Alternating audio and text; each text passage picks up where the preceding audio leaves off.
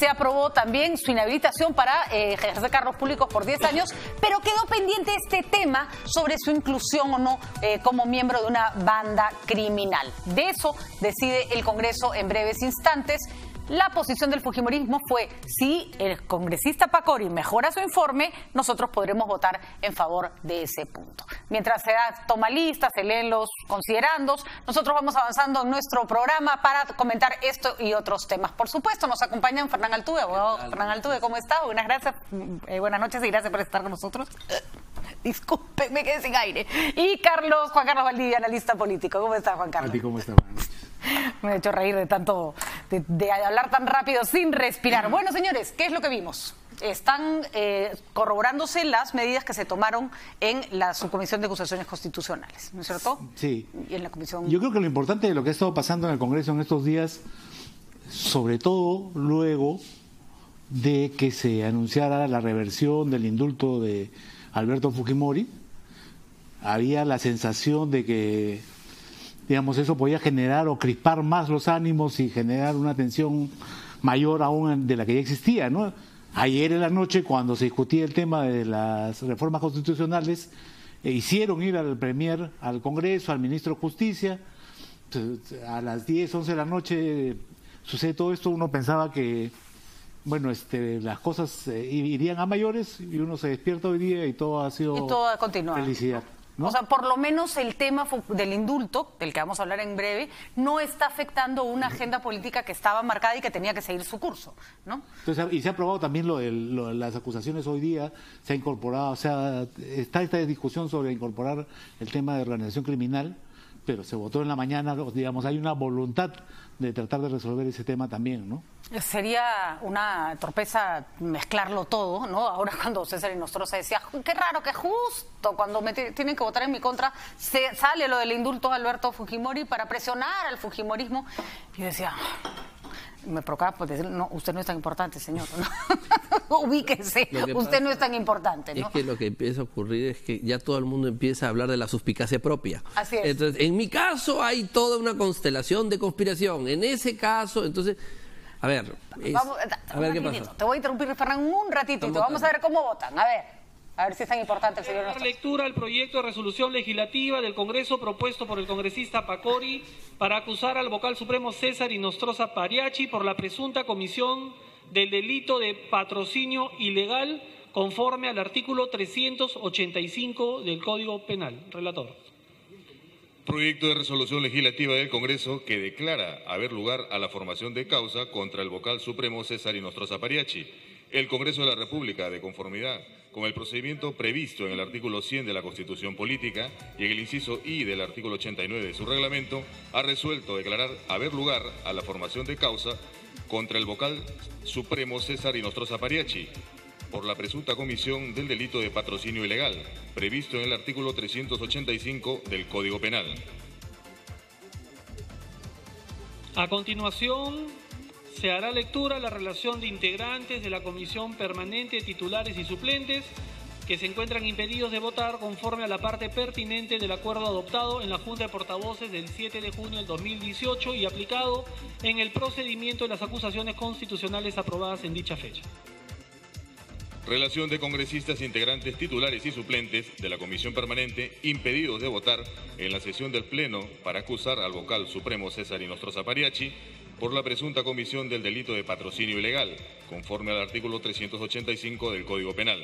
Miembros titulares: Salaverry Villa, Chihuán Ramos, Tapia Bernal, Vilcatoma de la Cruz, Alcalá Mateo, Aramayo Gaona, Arimborgo Guerra, Bartra Barriga, Beteta Rubín, Letona Pereira, Salazar de la Torre, Sarmiento Betancur, Segura Izquierdo, Takayama Jiménez, Torre Morales, Meléndez Celis, Dávila Vizcarra, Arana Segarra, Morales Ramírez, Vázquez Sánchez, Acuña Núñez, Ceballos Patrón, García Belaunde. Miembros suplentes: Castro Grandes, Cuadros Candia, Domínguez Herrera, Mantilla Medina, Cheput Mur, Velázquez Quesquén y Pacori Mamani.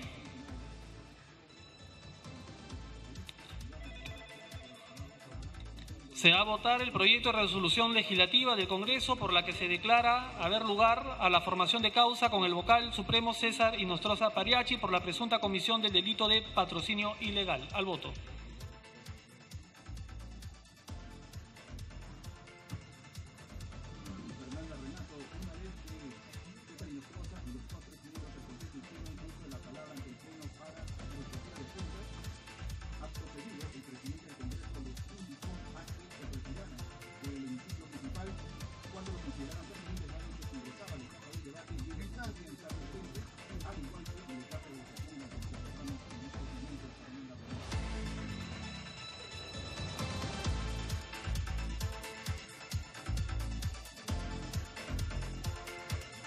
Bueno, acá estamos viendo la votación que indicaría que el señor César Inostroza ha sido responsable de patrocinio ilegal, ya se le inhabilitó por 10 años, esa votación ya se dio y en estos casos se está votando delito por delito sobre el caso que se ha armado en contra de él. Y para la votación favorable se requiere votación favorable de la mitad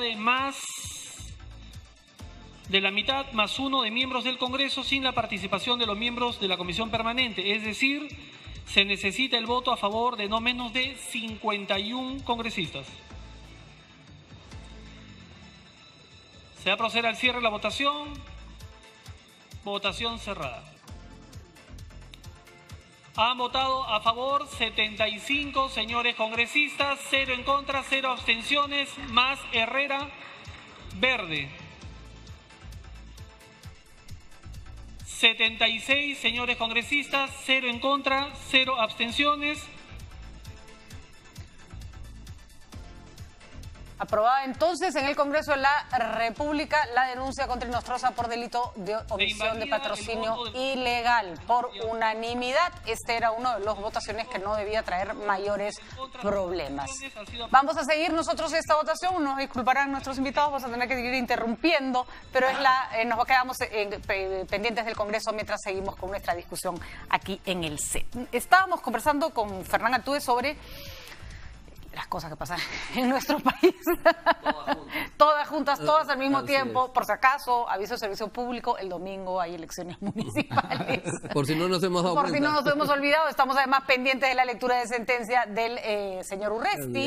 Así es, del candidato Urresti, que en ese momento está, se está leyendo la sentencia. Desde las 3:30. Así es. Yo ahí, por ejemplo, ya haciendo un paréntesis, deberían encontrar una fórmula de no tener esas lecturas que son una tortura. Leer la sentencia, ¿no? Leer la resolución, como es en los Estados Unidos. En los Estados Unidos te citan, se lee el final, claro, si y te entregan por escrito los fundamentos y tú ya presentas tu apelación, pero se te dice usted guilty o no guilty, se acabó. Pero no te hacen desde las 3:30 una persona sentada sin saber y escuchando, y además con un relator que es un criminal porque no sabe leer. Entonces es una tortura. El que esté escuchando en la radio ya debe haber perdido la hilación 7 veces. Ya no sabe quién es el asesino, quién es el muerto, quién es el juez, nada. Por lo menos hay que reconocer que el Congreso, con esta nueva modalidad de te pongo plazo, ha acelerado y ha cortado sus procesos. En realidad hemos visto mucho menos discusión inútil y estéril. No digo que sea la manera de estar empujando. Creo que hemos visto mucha discusión inútil y estéril. Pero mucho menos de lo habitual, ¿no? Mira, la verdad es que cuando veamos los textos y cuando se comience a discutir públicamente para ir al referéndum, creo que nos vamos a dar cuenta de que tienen pues inconsistencias, ¿no es cierto? O sea, ya desde el tema del Consejo de la Magistratura tiene problemas, el tema de el Senado, y vamos a encontrar todas las deficiencias que se por hacer una discusión apurada, pero bueno, ya está, o sea, ya creo que eso es algo que deberíamos aprender. El tema de constitución, o sea, la reforma de una constitución no es un tema que se le pueda poner plazos ni discutir a la carrera porque sale lo que va a salir acá. Que tú estás seguro que va a ser un desastre. Va a salir muy mal y al final la gente no lo va a aceptar, ¿no es cierto? O sea, y falta lo peor aún, ¿no? La discusión respecto a cómo van a ser los distritos electorales. Ya. Que eso va a ser todo que eso no está en la Constitución, sino que eso va en el desarrollo de la ley, ¿no es cierto? Y que va a ser una jaladera de las mechas enorme, ¿no?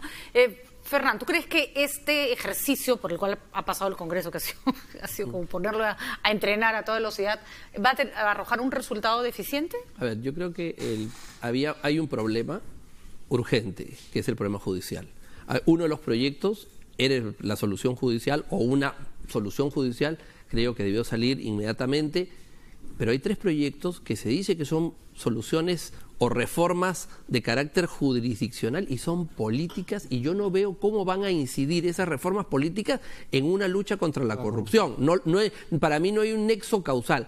Y entrando a ver lo que se ha mandado... Quizás, ¿no? Sí, pero es la campaña electoral, digamos, tal vez, pero entrando a ver lo que es la no reelección y lo que es la bicameralidad, lo que se ha mandado y lo que se está aprobando, están reventando la Constitución. Sí. O sea, yo creo, como dice Juan Carlos, que se necesita, o sea, de calma, sí, por fin. Entonces, la verdad es que no lo que yo he visto, y además, para ser justo, en algunas cosas ha venido mal el legislativo, y en otras lo ha empeorado el legislativo, o sea, el ejecutivo. Que es un clásico, por cierto. Ahora, ¿no? Lo importante, Pati, es que el demandante, el reclamante, el litigante, en este caso el presidente de la República, va a anunciar esta noche que está contento con lo que ha resuelto el Congreso y que entonces lo acepta y que vamos a... Ya, y eso es una especie como de pipa de la paz. Por supuesto. En este país que nunca sabemos qué va a pasar dentro del siguiente minuto, por lo menos ese capítulo queda parcialmente cerrado. Lo trascendido, ¿no?, de lo que va a anunciar esta noche en algún momento el presidente es que va a aceptar, va a reconocer el trabajo realizado por el Congreso y va a decir que si le presentan un proyecto para prisión domiciliaria de personas mayores de 80 años que tienen los ojos jaladitos, él lo va a firmar. Lo que va a estar buscando entonces es una salida. Pedirle a Vizcarra que vuelva a indultar a Fujimori es demasiado pedir, ¿no? Es demasiado pedir, vamos. Además, se haría otra vez en condiciones irregulares, porque tú no puedes indultar por pedido, en este caso tienes que indultar por razones humanitarias, ¿no? Claro. ¿Es mejor una salida como la que se plantea en términos de arresto domiciliario para personas mayores de 80 años? Esa es una decisión... El agregado de los ojitos es acá. Él es una decisión de la familia si tiene que decidir eso.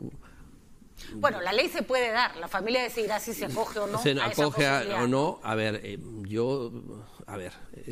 a mí no me gustan las leyes con nombre propio, lo digo con toda claridad. No me gustan las leyes con nombre propio. Bueno, claro, ahora ya no sería con un nombre propio porque el señor Kuczynski ha cumplido 80 años también, entonces podría decir, no, él también se podría acoger. Pero yo les digo, leyes con nombre propio siempre son negativas. Yo creo que tienen la familia que entrar en el camino jurisdiccional, como se dijo, desde que comenzó el año 16, vamos a buscar la solución de manera jurisdiccional y no política. El camino político ha demostrado que dejó aristas abiertas y miren dónde estamos. Ahora, lo triste, y es verdad, lo triste de este caso es que al ser una ley que efectivamente busca una salida para Fujimori, se les cierra la posibilidad a un montón de gente que tiene más de 80 años que está en la cárcel y que la está pasando muy mal. O sea, la ley efectivamente se necesitaba. Hubiera sido fantástico que la pusieran en otro contexto, mayores de determinada edad pueden pedir, eso está en el código. O sea que no es necesaria una ley específica para que ocurra. No sé por qué tienen que invocar una ley específica. Porque me imagino que para determinados delitos no aplicará. Creo que puede servir también para liberar a un montón de personas que están en esas condiciones y que, claro, más cómodos están en la cárcel, porque no hay nadie que se preocupe por ellos fuera de la... No, pero además hay arresto domiciliario para un montón que no tienen 80 años y no se les da a los de 80 años. O sea, pero me parece que el arresto domiciliario es para personas que no están con sentencia firme, ¿no? Una vez que te vas con sentencia firme, el arresto domiciliario no existe, ¿no? Solo para mientras dure el proceso. No soy penalista, pero lo que considero es que hay demasiados regímenes especiales y debería haber uno general para que todo el mundo pueda estar equilibrado. Hechos sobre la base del sentido común. Por supuesto, porque después terminamos pidiendo la ley para fulano, la ley para mengano y todo lo demás. Bueno, para una cosa general, para gente que lo necesite. Ahora, para ti, Fernán, entonces, la única salida que se va a dar a esta situación, que hay que decirlo, es agotadora para el país, ¿no? Ver a Alberto Fujimori en cama diciendo no me maten es... hay que decirlo, es incómodo, es doloroso, pero también produce sentimientos encontrados. O sea, no es una imagen que un país pueda recibir con tranquilidad, ¿no? Uno se queda como con ganas de no verla, por supuesto, ¿no? es absolutamente desagradable la imagen de la situación. Así es. Entonces, bueno, a veces las cosas se hacen mal y terminamos en estos problemas. O sea, se hizo mal desde el comienzo. Todo. Lamentablemente, yo creo que ese indulto tiene un montón de vicios. Se veía desde el primer momento que había un montón de vicios. Entonces, yo estoy a favor del indulto como tema sustancial, pero tampoco pues el presidente no puede firmar un decreto en una servilleta. O sea, tiene que cumplir ciertas formalidades. Bueno, le pasó a Crucillat, ¿no? Le pasó a Crucillat. Si las cosas se hacen mal, tienen un mal resultado. Pero mira, ahora lo importante es que el presidente, si es cierto, digamos, los ascendidos, hoy día está poniendo paños fríos a una situación, una olla que ha estado hirviendo y a punto de reventar. Claro, porque disculpa, Juan Carlos, pero a ver si pensamos igual. Yo creo que al pedir esto del arresto domiciliario o solicitar o decir no me voy a oponer, o decirlo, ¿no es cierto? De alguna forma está diciendo, bueno, yo no tengo ningún problema que el señor esté fuera de la cárcel, Así ¿no? Le quita esa cosa de, Vizcarra lo ha vuelto a meter a la cárcel, que claro, es como poco probable también, ¿no? Como haya sido, ¿no es cierto? O sea, digamos, está aceptando los cambios de las reformas constitucionales que se han producido, está diciendo nos vamos al referéndum y está diciendo, y en este caso del señor Fujimori, bueno, si presentan ese proyecto de ley, yo estoy dispuesto a aceptar. O sea, está entregando una rama de olivo después de 3-4 semanas de permanente conflicto. ¿No? Hay quienes piensan, y ha habido, si algo pasa en estos casos es que la cantidad de teorías... Así, ¿no? Y todas conspirativas. Sí, todas conspirativas, todas además basadas en las evidencias más extrañas, ¿no? Así. Una de las teorías es Vizcarra ha empujado esto, ¿no? Para fastidiar a Keiko. Y yo pensaba, ¿y para qué? O sea, ¿de qué le sirve este laberinto extra? Y Nostroza, ¿no? ha dicho hoy día en la mañana que han sacado esta resolución para hacerle daño a él. O sea, cualquier cosa. Yo creo que, a ver, si el objetivo del señor Vizcarra es perjudicar, yo creo que este hecho ha unificado a la familia fujimorista. Cada vez que habla Fernán, sí, el presidente del Congreso decide que va a votar. Lo hace en contra mío. Vamos al Congreso rapidito. Lo hace a propósito porque no hable yo. Estamos por el delito de organización criminal. Y en todo caso, estamos en esta transmisión desde el hemiciclo principal del Congreso de la República, donde se va a someter a votación en estos momentos la recomendación del informe final de Horacio Pacori para que César Inostroza, suspendido por Supremo, titular ahora de sea acusado ante el Ministerio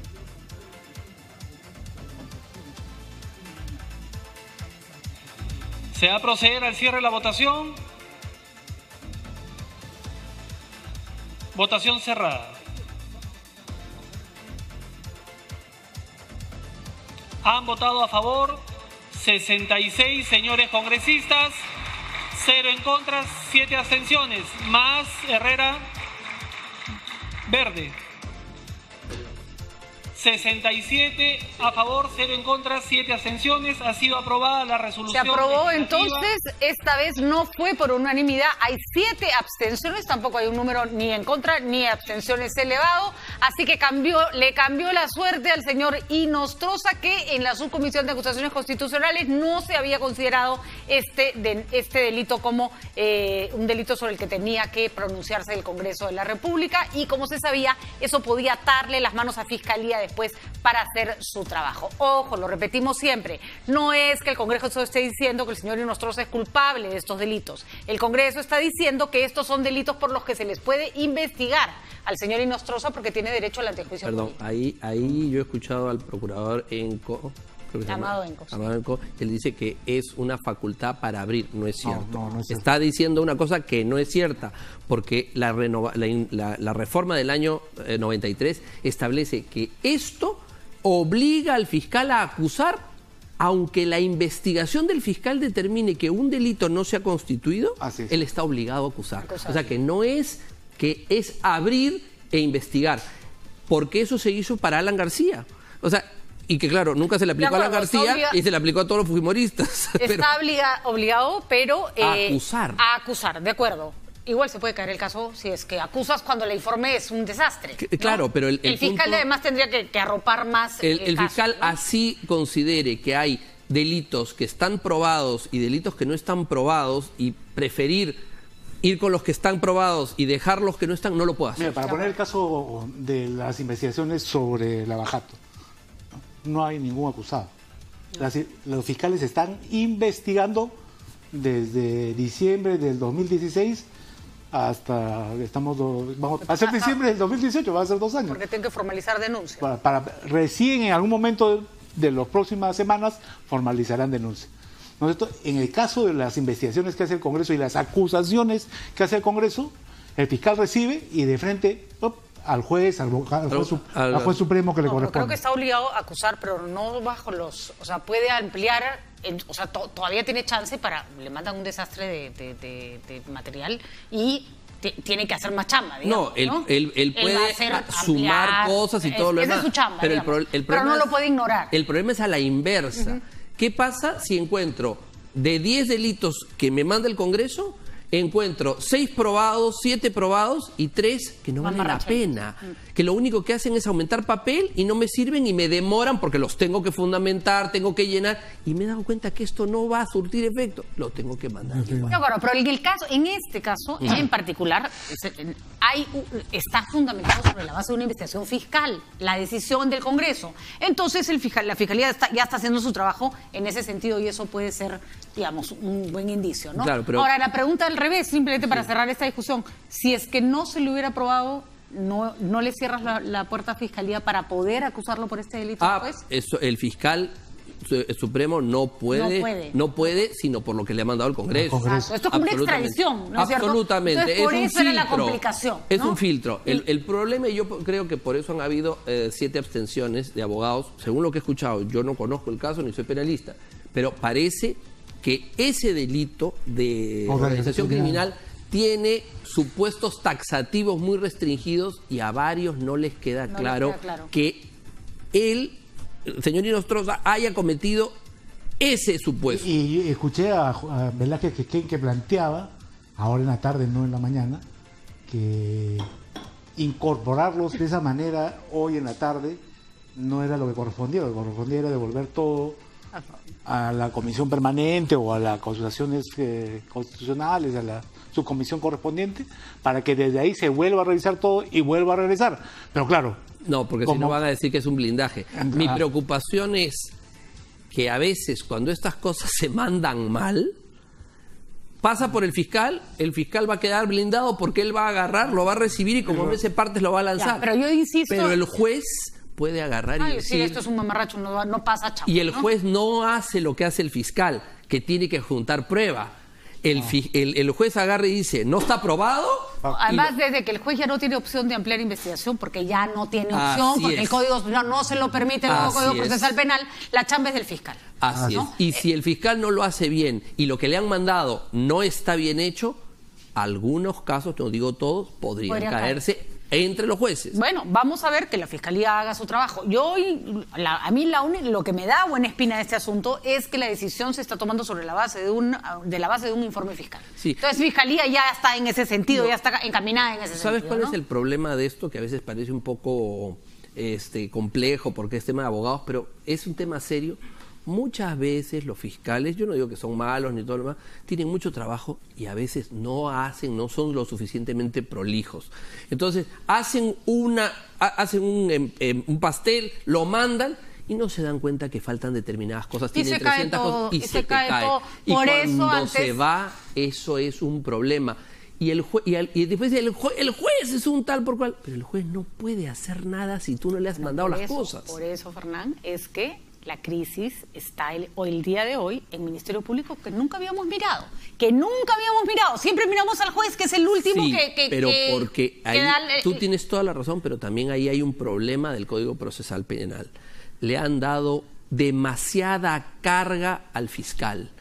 Con el Ministerio Público que tenemos, no puede tener el fiscal. El problema es que en otros países funciona perfectamente porque antes tenías la investigación que no terminaba nunca. Te abría investigación a la policía, seguía el fiscal, luego investigaba el juez y se hacía un salchichón de investigación. Lo que pasa es que le han quitado a la policía facultades que en todas partes, todas las películas, mira, la policía tiene parte investigadora, hoy día no tiene. Prácticamente ha desaparecido en el Perú la policía de investigaciones. ¿Por qué? Porque el insumo de la policía de investigaciones la toma el fiscal para armar un caso. Pero en Estados Unidos quien lleva la investigación fundamentalmente es criminología, que es la policía. ¿Según? Y ese cambio según es Law and letal. Order, según mis conocimientos de la serie, es en conjunto. No. Pero en fin, no voy a hablar. Tú no ves a los fiscales en la película, ves al policía. No, sí, siempre está. Lo que pasa es que está en la comisaría, vive en la comisaría. ¿No? ¿Tú claro, no, el fiscal es el que lleva la investigación en Estados Unidos también, ¿no? Sí. No. Claro, lo que pasa es que hay una investigación previa que hace naturalmente la policía criminal. El informe técnico, lo que se llama el antiguo atestado, que a veces se hace, el informe técnico criminal lo hace la policía. Y el que le da forma jurídica claro. y le pide ampliación si no hay pruebas suficientes es el fiscal. Ese equilibrio en instituciones que están comprometidas con muchas cosas, yo creo que era muy positivo. Lamentablemente se ha recargado al fiscal. Los fiscales tienen mucho trabajo y no lo hacen bien. Sobre todo, no se les ha capacitado y no se les ha dado más recursos. Que Ni finalmente, más gente. eso es lo que... Tú no puedes darle el doble de chamba con la misma cantidad de plata y la misma cantidad de gente. Doble, no. Quíntuple. Y fíjate que el Ministerio Público pasas por el centro de Lima y vas encontrándote locales del Ministerio Público porque siguen creciendo y ya ha tomado una dimensión que no debería tener. Ahí hay un desequilibrio. Por eso es el problema dentro del Ministerio Público se ha convertido en un problema nacional. Bueno, la verdad que hace un tiempo cuando murió esta niñita y la violaron y la mataron, una niña de 12 años a la que, ¿te acuerdas? Que la raptaron de una comisaría, saliendo de una comisaría, este caso terrible, el fiscal tenía... La bicicleta. La bicicleta. El fiscal tenía un caso en que este tipo que la viola y la mata había sido acusado de violación, la violación estaba probada, tenía todas las pruebas, y cuando yo le dije, ¿y usted? No movió un dedo, tenía el caso hacía un año y medio, bueno, tenía mucho trabajo, claro, yo casi me lo trago crudo, y me lo volvería a tragar crudo, Claro. pero lo cierto es que el señor tenía mucho trabajo, pues la respuesta es inaceptable, sí, pero la es una realidad. Es real. Entonces se ha convertido dentro de las dificultades del sistema de justicia el crecimiento desproporcionado y desequilibrado del Ministerio Público en relación a lo que tiene que hacer y a las obligaciones son tan grandes que van a haber filtraciones y se te van a escapar. Entonces hay que reequilibrar. Qué ganas de, no sé, últimamente, ¿no? Ganas de que el último apague la luz. Estamos como un escenario más truculento que el otro ahora, volviendo a otro escenario truculento. Volviendo al indulto. A ver, conteste rápido, Fernando, tú, que si no, va a empezar ahora, a votar. Otra votación. Va a empezar a votar Salaverry. La solución, hay vías para apelar esto. Sí, van a pedir una va a ser nulidad. ni corto ni rápido, ¿no? Por supuesto que no, pero van a presentar un recurso impugnatorio de todas maneras y obviamente seguirá su curso jurídico, etcétera. Bueno, pero definitivamente yo creo que el camino del presidente de regreso a su hospedaje anterior no es bien difícil que no vaya a ocurrir, ¿no? Ahí tenemos las imágenes de las que hablábamos tan perturbadoras, ¿no? De Alberto Fujimori pidiendo... Ahora, lo más probable es que se vaya a quedar en la clínica un tiempo. Un buen tiempo, sí. Ya tiene en este momento protección, o no sé si la palabra correcta es protección. Sí. Tienes custodia. Custodia policial, es correcto. Tiene custodia policial, ¿no es cierto? Entonces ya está en condición de preso, ¿no? De acuerdo. Bajo responsabilidad del INPE. Claro. Pero no tiene ningún sentido, además, que lo lleven a Barbadillo, porque no lo pueden llevar a Barbadillo, porque ese era un penal, porque tengo entendido que cuando te vuelven a meter preso tienes que ir al lugar donde estabas y en las condiciones en las que estabas. Sí. Y a Barbadillo ya lo desmantelaron. Ahora lo van a tener que desmantelar. Bueno, y otro punto que me interesa, el análisis jurídico, ayer lo agotamos, fue muy, muy interesante, pero acá hay un análisis político muy, muy fuerte, que es una consecuencia casi natural de una circunstancia como esta. Nunca había visto yo, no sé qué les ha pasado, no sé si en el caso de ustedes es lo mismo, una decisión mal tomada que haya tenido un costo político tan alto para todos los involucrados. Todos los involucrados. No se salva ni uno. PPK fuera de la presidencia, Kenji fuera del Congreso, Keiko con un partido a la mitad, el señor Fujimori a punto de irse preso nuevamente. ¿Qué va a salir de esto? Pero de repente se reconcilian por los hermanos ahora, ¿no? ¿Tú crees? Yo creo que sí. Esa teoría me parece interesante. Yo creo que hay unidad. Yo creo que hay unidad. Y no ayer Kenji no pareció unido a nadie, ¿no? O sea, cuando su frase esta de yo amo a mi papá, amo a mi mamá. Sí, pero ha estado reunido con sus hermanos, ¿sabes? O sea que yo creo que lo más importante es que los dos sectores, ninguno habló mal del otro. No habló del otro punto. Bueno, pero no habló mal. Antes hablaban mal. O sea, no habló, ya es un avance. Entonces, y yo creo que hay un proceso de unidad. Yo no creo, sinceramente, que el presidente Vizcarra esté detrás de esto, porque el gran perjudicado de este problema es Vizcarra.